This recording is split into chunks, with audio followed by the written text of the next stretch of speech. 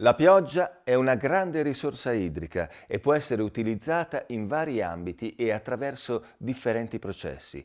Sia nel passato sia ai giorni nostri, l'uomo si è adoperato a sfruttarne tutte le sue potenzialità e qualità.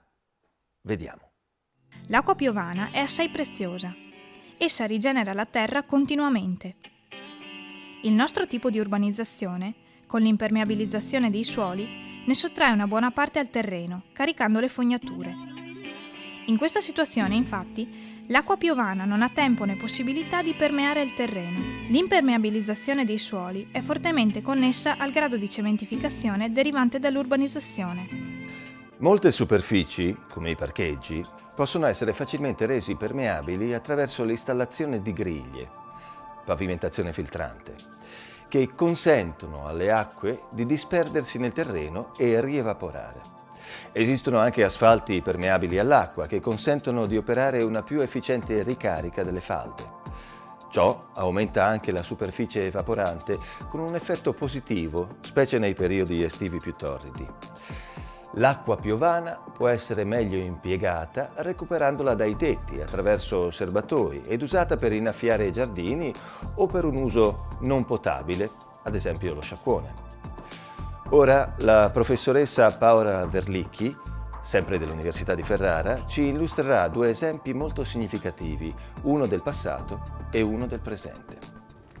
Nei secoli passati l'acqua piovana costituiva una fonte importante come riserva di acqua a scopo idropotabile. Ne è un esempio la fortezza a Civitella del Tronto in provincia di Teramo, che fu costruita nell'XI secolo, ma sotto la dominazione spagnola intorno al 1500 subì pesanti modifiche che tuttora sono presenti.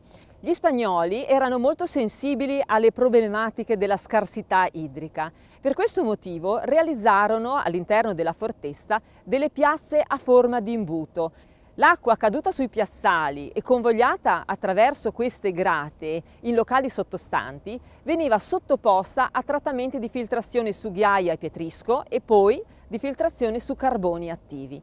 In questo modo i detriti trasportati dall'acqua durante il dilavamento dei piazzali venivano rimossi e l'acqua purificata veniva poi stoccata in opportuni locali chiamati cisterne.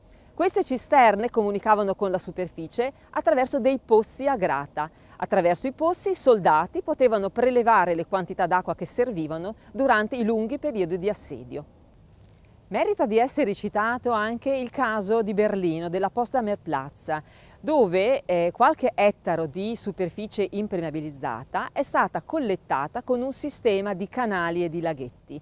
Così l'acqua piovana viene raccolta e convogliata in questi canali e successivamente avviata ad un trattamento di filtrazione mediante sistemi naturali di fitodepurazione, ossia letti riempiti con 50-60 cm di ghiaia, piantumati e in grado di trattenere le sostanze organiche e le sostanze solidi sospesi che sono stati raccolti durante il convogliamento di queste acque.